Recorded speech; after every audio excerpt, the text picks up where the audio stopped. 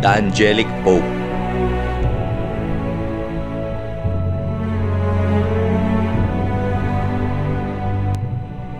The Prophecy of Blessed Anna Maria Taiji, 19th century. After the 3 days of darkness, Saint Peter and Saint Paul, having come down from heaven, will preach in the whole world and designate a new Pope. A great light will flash from their bodies and will settle upon the cardinal who is to become Pope.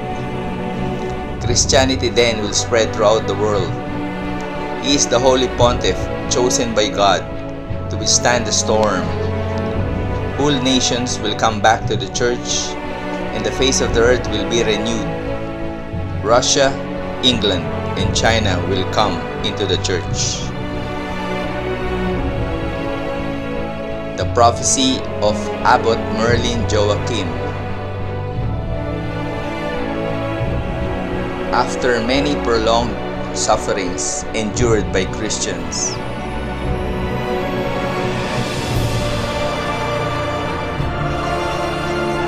and after a too great of innocent blood, the Lord shall give peace and happiness to the desolated nations.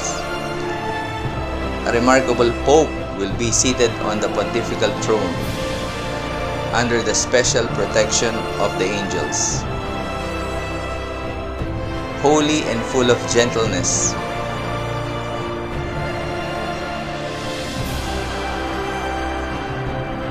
he shall undo all wrong,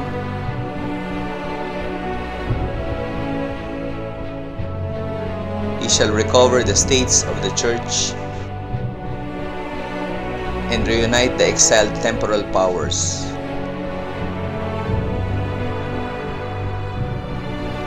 He shall be revered by all people.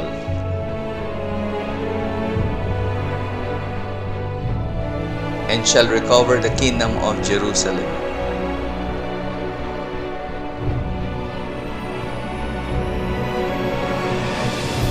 As the only pastor, he shall reunite the Eastern to the Western Church, and thus one only faith will be in vigor.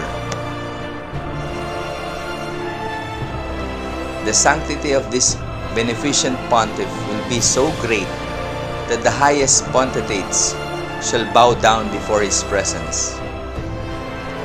This holy man shall crush the arrogance of religious schism and heresy. All men will return to the primitive church.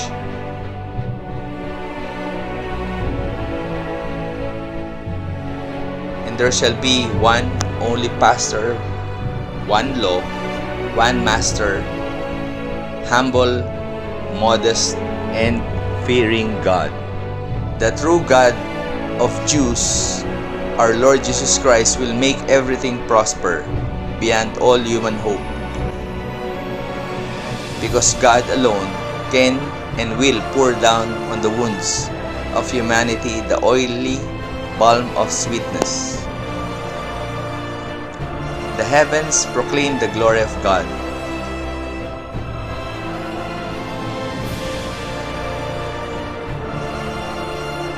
And the faithful are in joy and happiness. Because the Lord has vouchsafed to be merciful to them. He shall invite his elect to the banquet of the Lamb,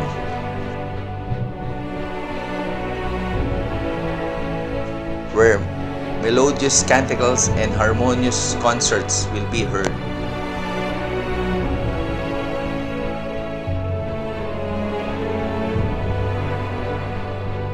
The power of this pontiff's holiness will be so great as to be able to check the fury and impetuosity of threatening waves.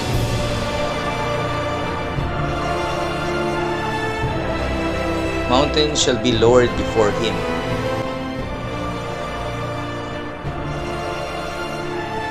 The sea shall be dried up.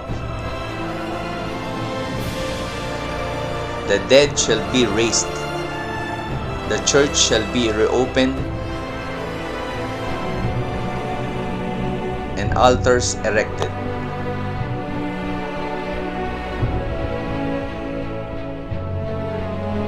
It should be known that there will be two heads, one in the east and other in the west.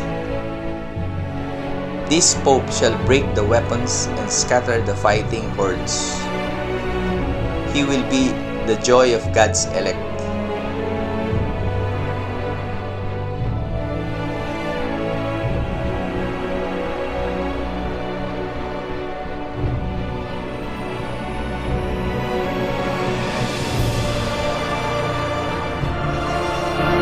This angelic Pope will preach the gospel in every country.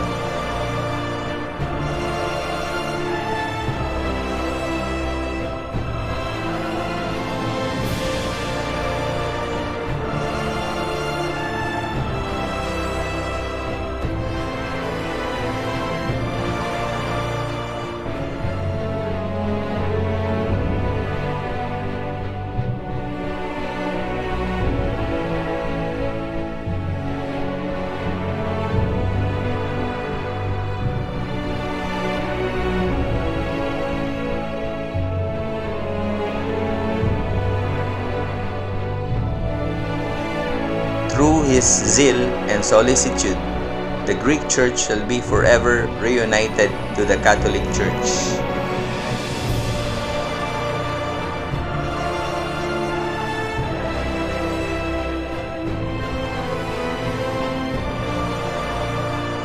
Before, however, being firmly and solidly established in the Holy See, there will be innumerable wars and violent conflicts.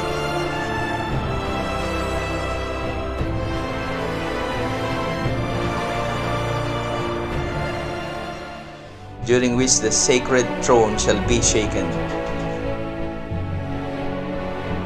But through the favor of divine clemency, moved by the prayers of the faithful,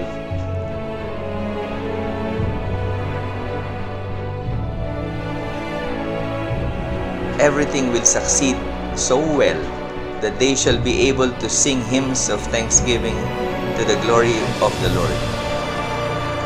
This holy Pope shall be both pastor and reformer.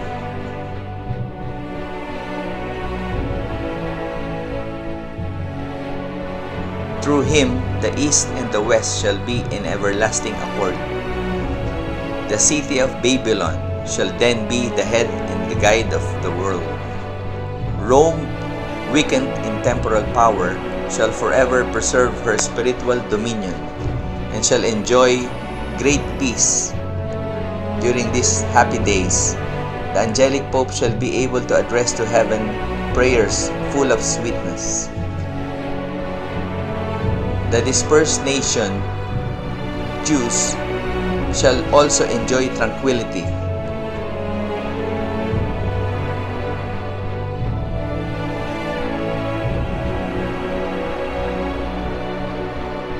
Six and a half years after this time, the Pope will render his soul to God.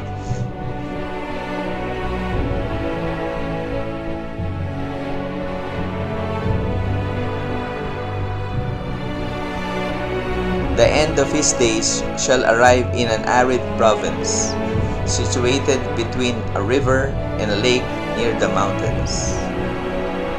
At the beginning, in order to obtain these happy results, having need a powerful temporal assistance, this holy pontiff will ask the cooperation of the generous monarch of France, the great monarch. At that time, a handsome monarch, Ascion of King Pepin, will come as a pilgrim to witness the splendor of this glorious pontiff, whose name shall begin with R. A temporal throne becoming vacant, the Pope shall place on it this king, whose assistance he shall ask.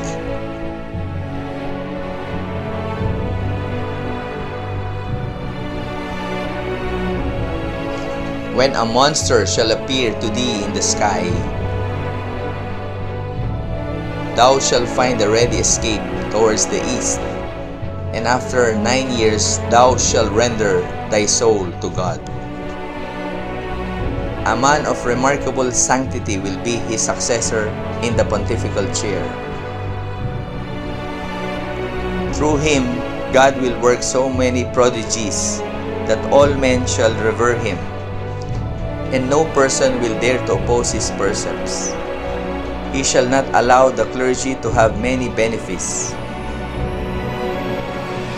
He will induce them to live by tithes and offerings of the faithful.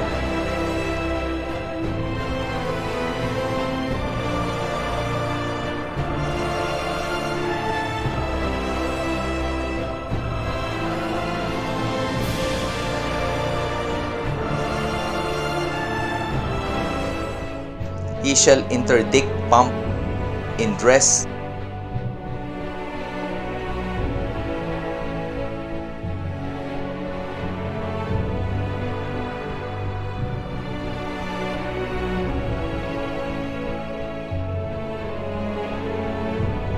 and all immorality in dances and songs.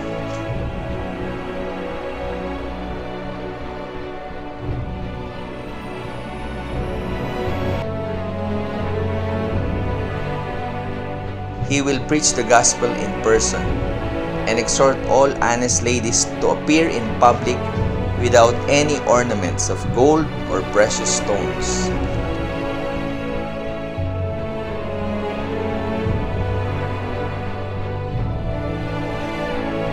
After having occupied the Holy See for a long period of time, he shall happily return to the Lord.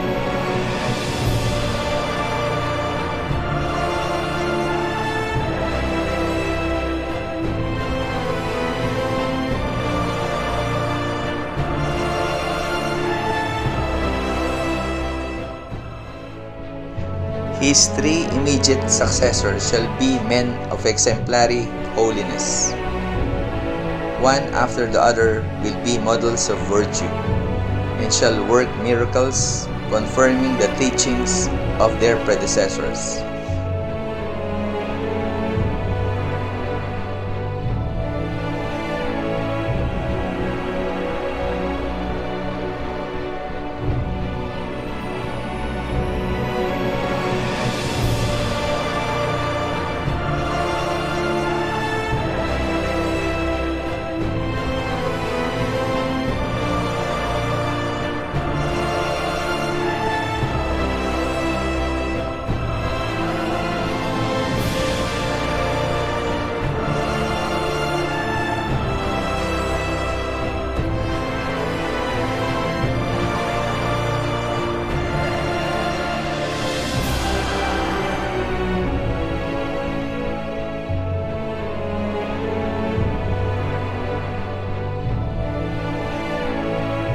Under their government, the church shall spread